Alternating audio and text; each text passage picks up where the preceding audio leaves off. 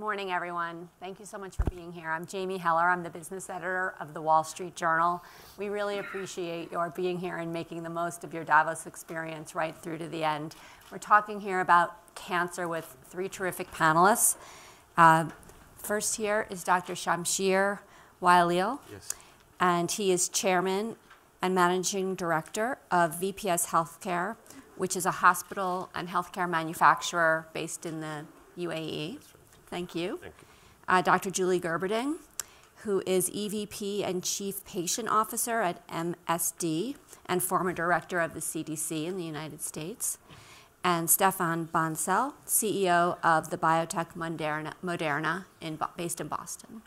So thank you all for being here, and all of you as well. And we will take questions later on in the session, so please do participate. We at the Journal and others had some terrific news early this month about progress in declining rates of death in cancer in the United States, primarily with lung cancer and melanoma. And there's been some similar success in Europe, but that obviously doesn't tell the whole story. So Shamsheer, can you give us the bigger global picture in the fight on cancer? First of all, thank you for the invite. And it's important to see such a big crowd. And you expect Friday to be an empty room and don't come prepared, but you know your stuff. We're good. So, we're good. So the interesting thing is that the attention around cancer has picked up dramatically. The governments, especially if you ask me, the place where I work, the UAE government is extremely trying to figure out what should be the strategy for cancer. So, you know, it's a very crowded space in the sense of if you see diagnosis, you see liquid biopsies, you see all the latest technologies coming into play. If you talk about treatment, it's everywhere, from manufacturing, pharmaceuticals, to the equipment manufacturers. You have the protons, the photons, carbon ion. But the important thing is what we are missing is the ecosystem.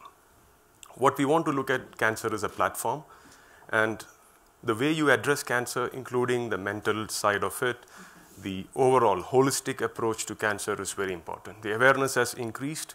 Diagnosis has started to pick up. For example, breast cancer. We have breast cancer campaigns going through the year. So for us, it's important to have more important partnerships.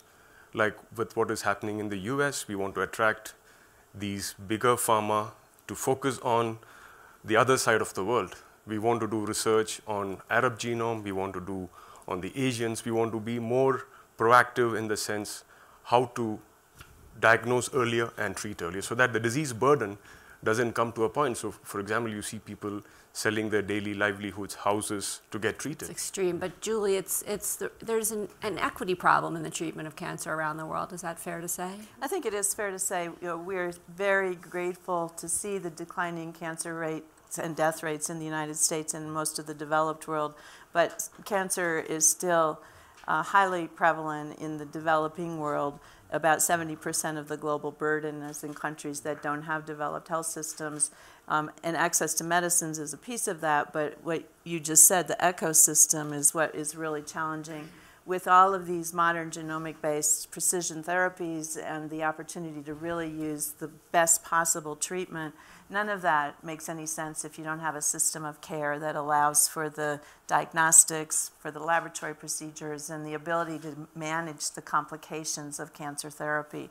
So we have to really get our heads around the whole system of care, not just concentrate on this drug or that genomic test or this diagnostic. It is a very complicated investment. I am pleased that several companies are working together with WHO and the Union of International Cancer Control, UICC, on an initiative in several cities around the world to really collaborate at a city level and how do we build out a system of care. So in Paraguay, Myanmar, and Colombia, we already have cities that have taken a comprehensive approach to really getting the whole picture in kind of a hub manner, and then hopefully that hub will be able to eventually serve as a connector to some spokes in those communities that can really show us the best practices to try to improve the overall ecosystem. Right, because Stephane, we were talking about that. If you're going to get cancer, I mean, theoretically it can be beat, but it sort of depends where you live. And can you talk about some progress that you've seen that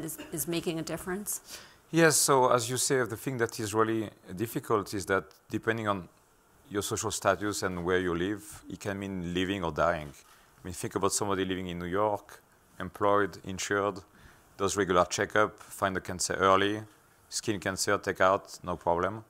Think about somebody living 10 miles away, unemployed, uninsured, has not seen a doctor for 10 years. Then by the time they have something really big, they go to a local community hospital, and they're stage 4, and they're most probably going to die very quickly. And so I think there's a big role we have to do in terms of education, also in terms of getting people insured, and making sure that people understand that there's prevention, there's diagnostic, and there's cure. The best thing would be to do a lot of prevention. You can do a lot in terms of prevention. I'm sure we'll come back to it. But the technology of diagnostic, as we discussed, are evolving at a very fast pace. I can see a world pretty soon where, for example, liquid biopsy should be able to get there. There's still a lot of work to do because of false positive, because we all have cancer all the time. And so you don't want to get people freaked out about cancer when your body is going to take care of it. So there's a lot of nuances that we need to think about.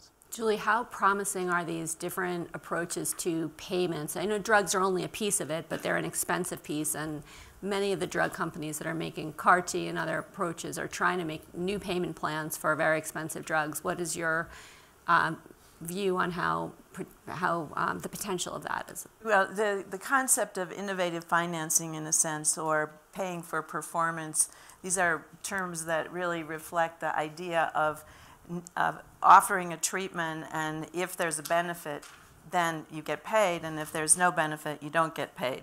That's one example of this. There are other methods to try to create bundled payments or other innovative methods that look at a package of services or a surround sound of care.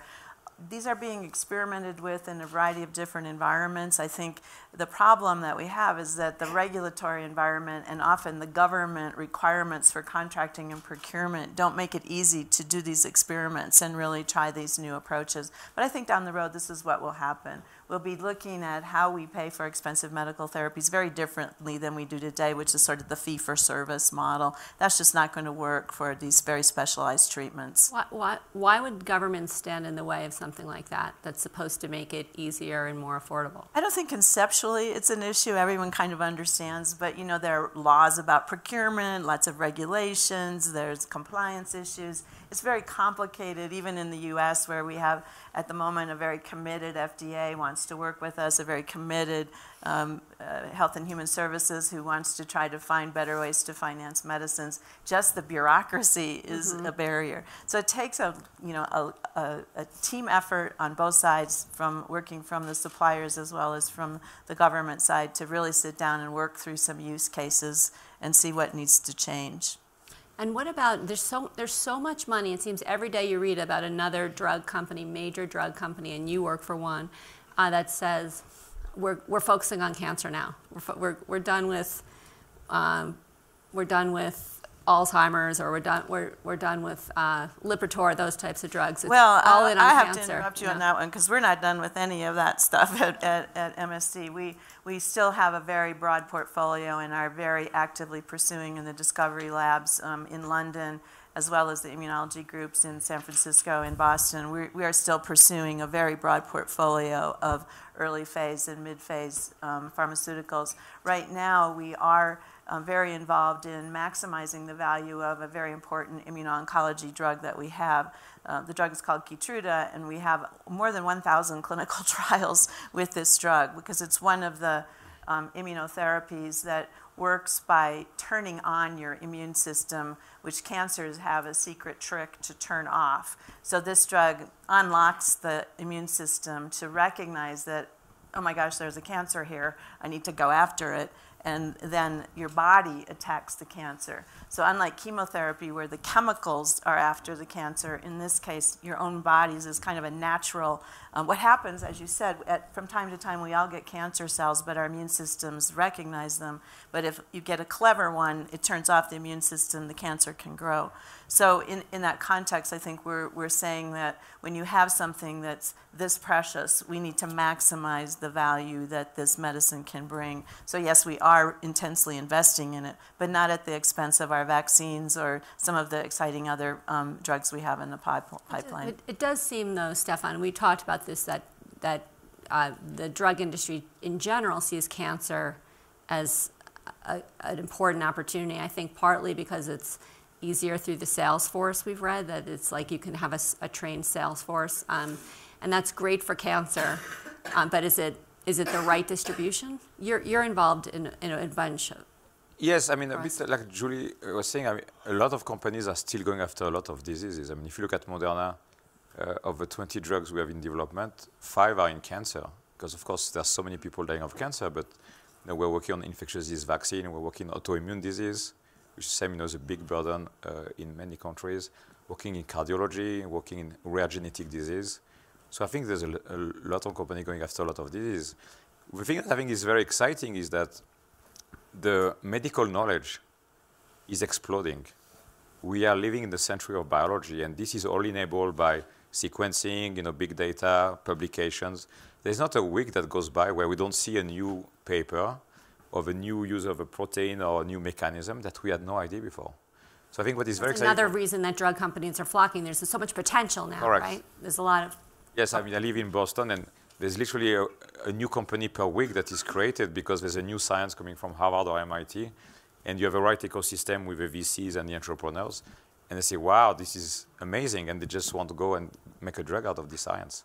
But what's really interesting about that is that the science rules, and those of us who are in research-intensive companies are relatively agnostic to the output or the impact of that science. So as we're learning about the oncology and the immunology of cancer, we're also learning a lot about the immunology of infectious diseases, and that information and that expanded basic understanding of how your body recognizes and responds to foreign antigens really is helping to drive our vaccine innovation. So for infectious diseases and cancer vaccines. So we are really expanding our ability to probe medicine's biggest unmet needs in new and very, very exciting ways. It's happening so fast. Just this last week, my dear cousin was diagnosed with metastatic ovarian cancer, and I was able to speak to the CEO of AstraZeneca yesterday and just say, my cousin has a disease.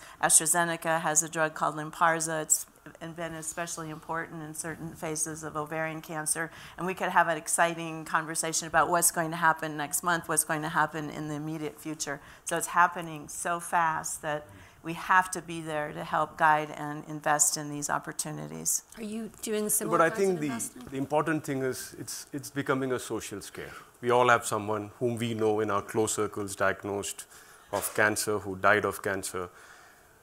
It's going to become the next big thing, even for us. The main focus is cancer as a whole. So I think the problem is they develop the medicines, and the risk is on operators like us to administer. We get paid if the disease is cured, value-based.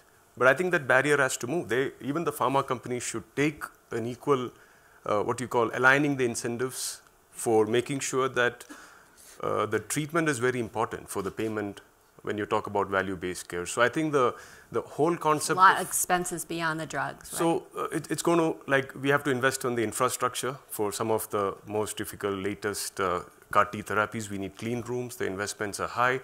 So clean rooms. You need the people who are trained to transfuse those medications. You need those infrastructure. Julie was saying, deal with side effects. Yeah, you have to be able to diagnose and manage the side effects, and what you're saying is absolutely right. It's a systems solution, even in developed countries. We have to look at the whole process.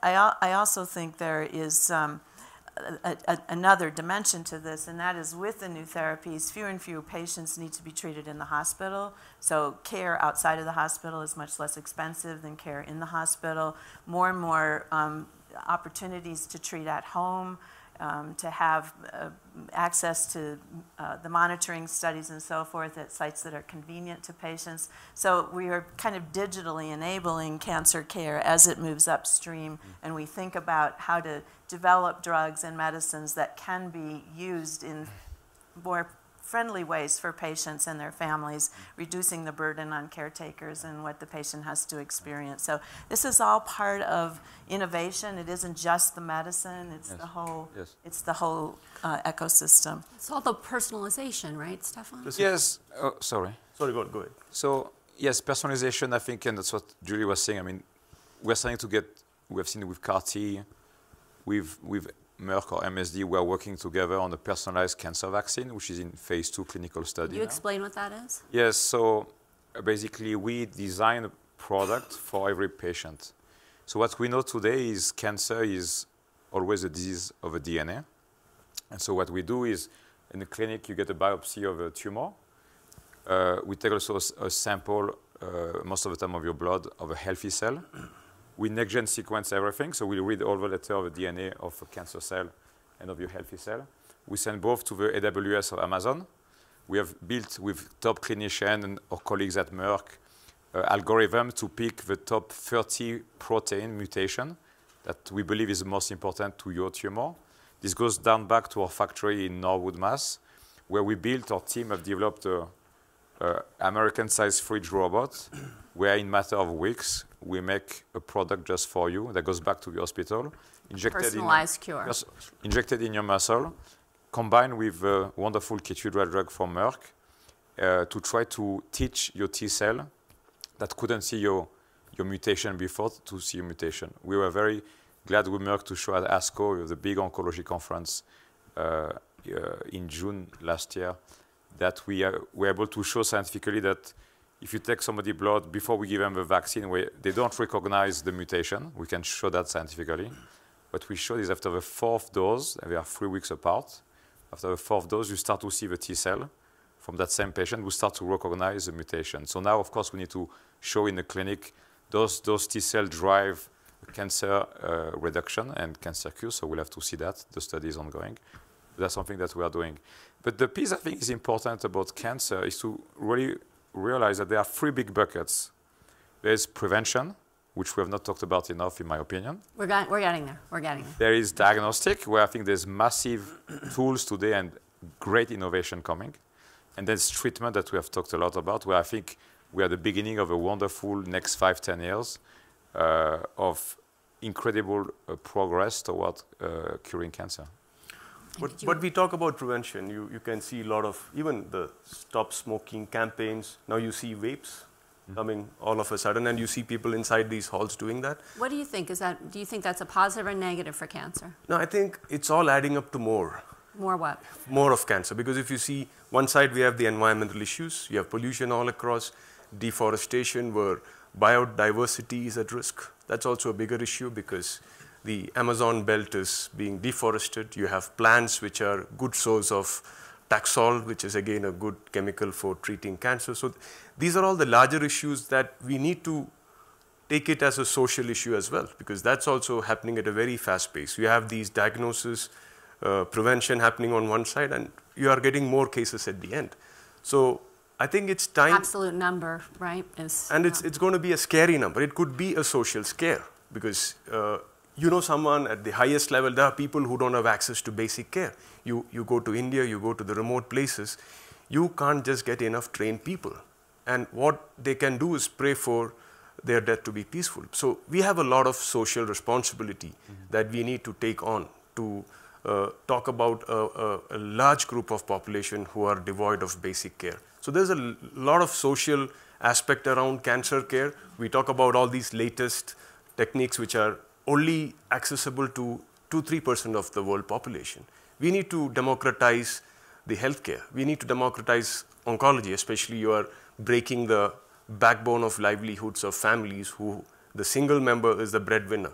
So we talk about the breakthroughs, but we don't talk about breakthroughs in financing, whether it's an innovative way of microfinancing, because insurance cannot be a successful model in the long run. I think we have already seen the stress on governments where we want to cut cost, and that's exactly the problem of all the governments, because we have a large public sector hospitals, not-for-profits, which claim to be not-for-profits. I have nothing against, but again, we're not getting a solution. They all have secret sauce. They can't just globalize. They can't just scale. You have just one in one part of the world, which is the most successful, but you cannot even duplicate. What you're saying is like a great cancer center like Sloan Kettering, like how are you going to You just get take that them out out, to the you world? put them in India. We have to see them work. We just want to see a solution which fits a different community of people or a different socioeconomic part of the world. And they're trying, they are hard because you don't get enough trained people. That's also a bigger issue at stake. We need to train more people to take on this issue because we don't want this to be the next, we're not prepared for this. It's growing faster than we think because we don't have data. We only have data from the few registries which are not collecting data in the right sense because we are missing out on people who don't even go to a doctor when they are diagnosed or they don't even get diagnosed. So can you maybe have a better question on the prevention issue, but in this context of if we're dealing with finite resources in a world that we want to be able to sustain the best possible health for the greatest number of people, we have to look first at the things that at a population level make the biggest difference. The number one reason why cancer is going down is because people are smoking less. And so if we want to do something that's very inexpensive is to really get with the completion of the tobacco agenda and get the tobacco out of our societies. Number two is Can I just vaccination. ask you about that? Because it is one of the most provocative questions right now. Is the move to vaping a positive on that road or a negative? Well, in my opinion, nicotine is the most addictive drug we know, and anything that addicts people to nicotine is probably not going to be helpful in the long run of cancer prevention. I would bet. And in the U.S., we've had the problem of course, the inappropriate marketing to kids and Right, really but just increasing sticking on what it addiction. is for cancer, you think it's actually... I think I would beg to differ because, you have now vapes just launched. In the next 2 to 3 years, the vape will go down like this. You will see all of a sudden research coming out saying that this causes 10 different types of cancer. This comes down, something else comes up. So I think we're not addressing the whole issue as a complete ecosystem like what you're saying. We just need to make sure if you want to prevent cancer, the industry should be responsible. If it's tobacco, they should be made to put on more tax, like the sin tax which is coming out. So, and more of these measures need to be introduced. So I think we have to face this like a challenge. We have to treat this like an emergency. We need to make sure that if you want to tackle cancer, we just need to persistently focus on cancer because it's a different vertical. You have, again, mental health issues surrounding the whole cancer.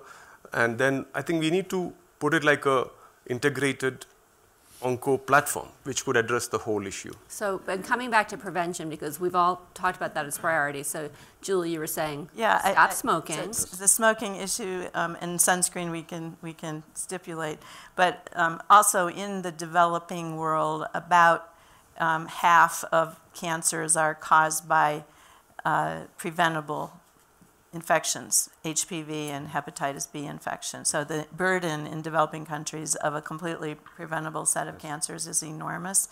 And so all of us, including MSD, have a responsibility to really try to be able to bring those vaccines to people in developing countries at an affordable price. And I went to Merck because to MSD, excuse me. In the U.S. and Canada, we're known as Merck, and everywhere else in the world, it's known as MSD, and I forget because I work in the U.S.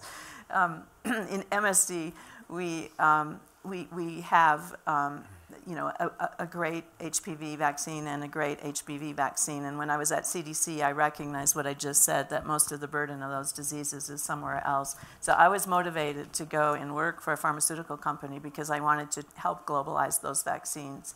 And I think the progress that we've made over the past 10 years has been something I'm personally very proud of. But sitting here as the president of our vaccine business, and we are investing billions of dollars to try to scale our manufacturing to accelerate our ability to supply the global demand for HPV prevention, and we'll get there. But I wish we could get there faster. And I'm going to go to questions in a minute, but Stephane, you've also talked about food and exercise as prevention. Can you speak to what we know about that scientifically? Yes, I mean, as Julie said, what we know now, which we didn't really appreciate as well 10, 20 years ago, is the role of the immune system in fighting and eating your cancer. So you need a strong immune system, so that's the best medicine. And so if you think about sleeping, exercise, they're both good for your immune system. If you think about food, between processed food with ton of sugar and garbage and chemicals But sugar in particular, you think, is a virulent. Sugar is a very bad thing for many reasons. Yeah. I'll let Julie, she's the MD, I'm not an MD, talk about it, but sugar is a bad thing. But just another example that is quite interesting. There's a German scientist, Professor Zurhausen, who got the 2008 Nobel Prize of Medicine for the HPV, link between HPV infection and cancer. And we know the impact this is having on millions of people, not only women, but also men. And we need every girl and boy to be vaccinated with this wonderful vaccine. But the next body of work that Professor Zurhausen went into was the link between red meat, especially beef, and colon cancer. And if you look at what he has published, it is incredible. He found out with his team, it took him 15 years, little plasmid, little round DNA, circular DNA that come from bovine into human guts that create inflammation. Unbelievable. Yeah, well, I guess people on the keto diet haven't read that research. They also say the spicy Indian food can fight bowel cancer. Yeah, well, okay, so let's go to questions, because a lot of... Kathy? Why don't you just identify yourself?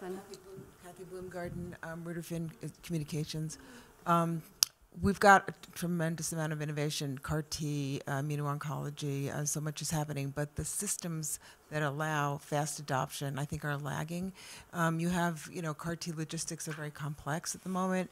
How do you get hospitals that don't have interoperability amongst their data? They're not structured to be able to deal with this.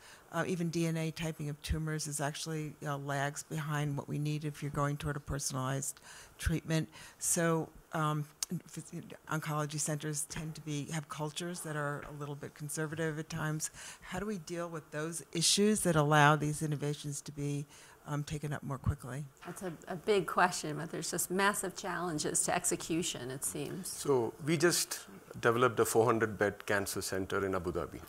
So the government was kind enough to give us land free of cost. We built, and we feel that we could make the access much more easier, because when I take the Emirates flight to Houston, it's a cancer flight. People who are in that mode of life which is very destructive. So the initial thing was to give the access. So for example, setting up the clean rooms, it's CapEx intensive and it's very OpEx intensive as well. So again, we need everyone to join hands, cross industry collaborations, like between the pharma companies and the hospitals and the insurance companies, the governments. It needs to be a partnership in the making. Otherwise, I think it's going to be very hard. We cannot open the access. We would be able to treat a particular group of people. But if you talk about a larger responsibility, we could build infrastructures. But again, the point is, how do we make it affordable? How do we make it sustainable? So we need to come up with innovative, and this is the opportunity for a out-of-industry person to come and disrupt. Because you see, healthcare is always very sensitive to disruption. So I feel the opportunity is open. You have now the Microsoft, Amazons, everyone looking at healthcare in a very big way. And I think the disruption is bound to happen soon, if not later. I mean, Stephane, you said you were working with Amazon. I mean, how much can big tech help here, do you think? I mean, if you think about it, I mean, especially in our case, the molecule we inject in humans as our medicine is a piece of information. We don't make medicine in our factory. We make instruction for your body to make drugs, to make proteins. So everything we do at Moderna is information-based, because we use the instruction of a human protein that we can find in the human genome. It's on the internet, because human genome has been sequenced a long time ago. So everything we do is just based on information. The way our scientists design a medicine is in front of a computer screen. In your company. Correct. But I think if you look at what we do as an industry, it's all about data. What is a clinical trial? Is running a set of experiments with a scientific hypothesis that you run in humans after having de-risked that into preclinical models and toxicology to make sure it's as safe as you think it can be. And you run a scientific hypothesis, and you look at data, which is biomarker, blood biopsy, all those things, and you analyze data. You do the same in the lab. So these are giant data analyzers. Yes, so I mean, if you look at our factory, I think we have 4,000 or 5,000 data sets per second. Yeah. Sorry, Julie, what was your saying? I was just to say, it's big data, and if you take a cross section of where we are today, no, we don't know how to scale CAR-T easily across the whole ecosystem, but this is just a cross section. These are very early days, and it's hard to appreciate the rapid development of new technology. I mean, next-gen sequencing is going to allow this precision to be widely available at an affordable price, but we're just starting to understand how to use it. So I think we're going to see sort of a feed forward, a Moore's law in terms of how we learn to use the data that our DNA provides and the technologies that we have to customize medicines for people. So I'm impatient, having patients in my family and being the chief patient officer. I know I wish we could do everything faster, but at the same time, we have to also look at the rate of change, and I'm optimistic that we're going to continue to see breakthroughs and we'll feed forward. Question here. Okay, Isabel Schall from Switzerland. I just wanted to address about data, personalized medicine, and everything. And we know that in countries like yours, we don't have a very personalized medicine because there are no registers that really are centralized, focused on your population, the Asian population, the African population. We know that breast cancer affects African women at least 10 years earlier for different reasons, of course. But we don't have those registers and those cohorts. So, for example, in your country, do you allocate some resources also for a little bit of a beginning of research to be able to join the pharma and get the good data to get there? I don't know if that's so much a question. It's just more of a state We of have the situation, right? And we ourselves as a private company, we are inviting people, especially the pharmas, to come and do research because we also have a manufacturing facility which is US FDA approved. So I believe that we need an ecosystem. We just can't be on one side of the story. We just need to have a holistic approach, and data is at the center. We need to have more registries. We're working with UICC, we're working with WHO to see how we can put a perfect registry in place, because if you see the population in our part of the world, there's a lot of expat population which keeps floating as well. So I agree with you. Registry is very important. We need to have a specific roadmap for going forward, because we have no excuse. The consumer is asking. They're asking us for the right treatment to be made accessible to them. Well, that's a big area of passion for you, right, Julie, is consumer patient advocacy for themselves? Patient advocacy, yeah. As the chief patient officer, one of my responsibilities is to really listen and to really engage with patients and try to understand what they need. And I've traveled all over the world in the last couple of years, meeting with different patient organizations and patient groups, and I completely agree that there are vast cultural differences, and forgetting the genetic differences, there are just very big differences in how people think about cancer, how they think about their care requirements, how they engage their families, etc. So what we are working toward now in the concept is patient-focused drug development in the jargon sense, but what it really means is we want to understand what patients want long before we start a clinical trial. We want to understand it when we're thinking about what should the medicine look like, how should it be delivered. And then when we go to designing trials, what kind of clinical trial makes sense to the patient? Do they believe in the importance of crossover, meaning if they don't respond to whatever they're given, they have a chance to cross over to the other arm of the trial and so forth. There are many important, very specific, often culturally determined, gender-determined patient preferences. And the more we understand that going into clinical development, the more likely we are to come out the other end with a medicine and an indication that is best optimized for the population of people that want to receive it. And that's hard to do. It means internally thinking differently and taking those chances, but it also requires some regulatory risk, because anything that you do that increases uncertainty in a clinical trial could slow the approval process down. At the end of the day, what patients want and what we want are the same thing. We want faster access to affordable, better medicines, and we want to do that as quickly as we can. Other questions? Here?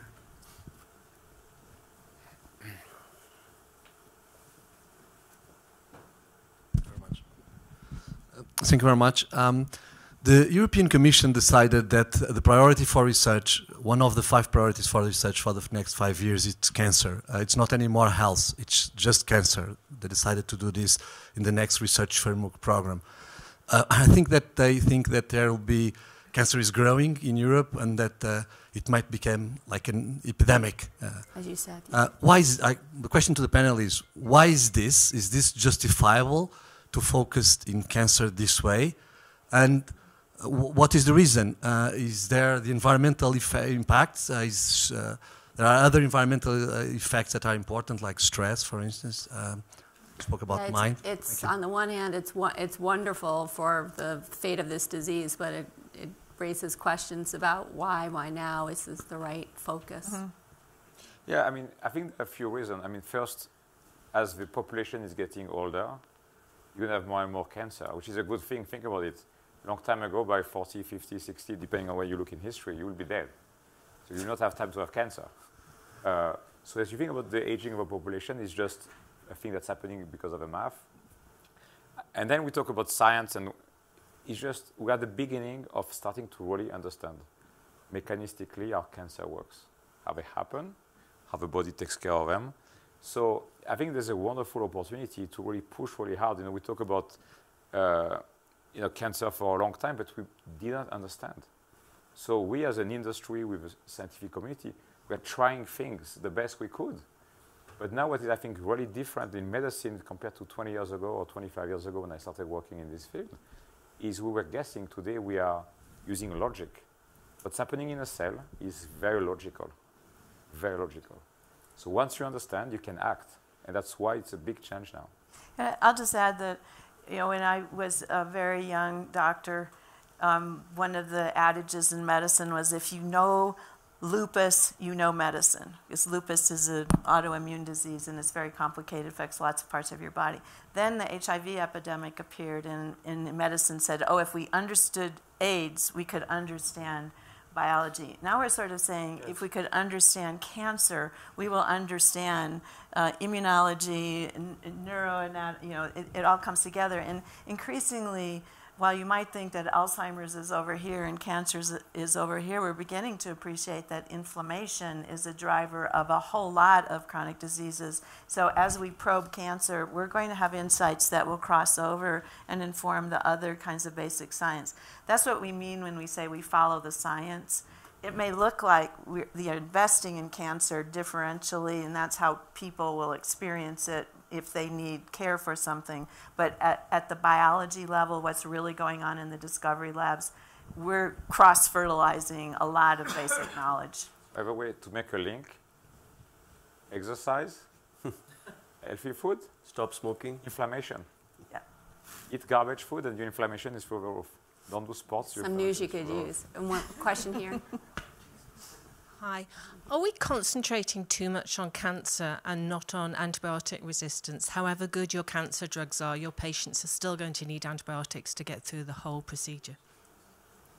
Well, I'm happy to answer that because we're one of the few remaining companies that is very invested in antibiotic development, and we get asked a lot of questions from our investors about why are we doing that.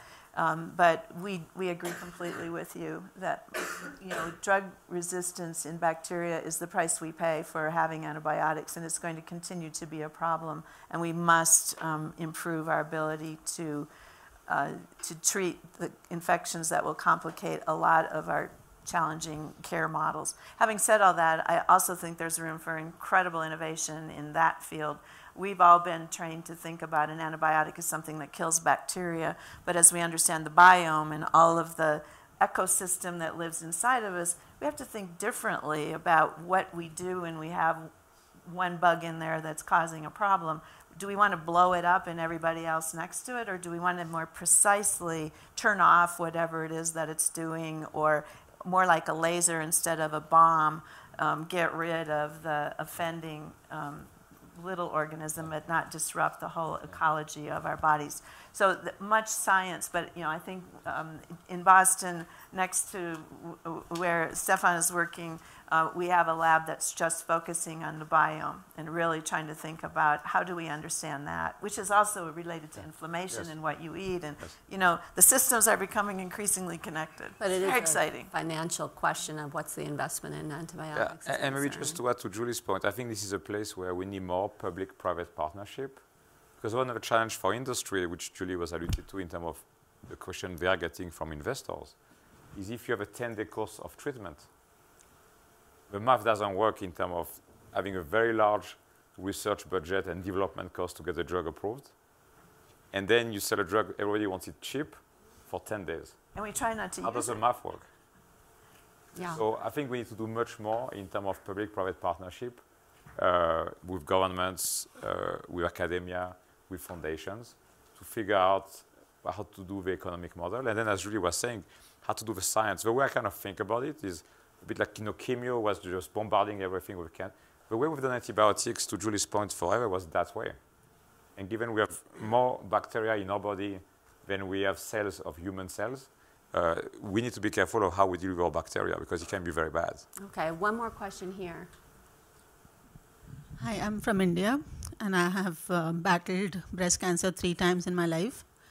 I've lost my sister to breast cancer, my brother to lung cancer, so I practically live and breathe cancer.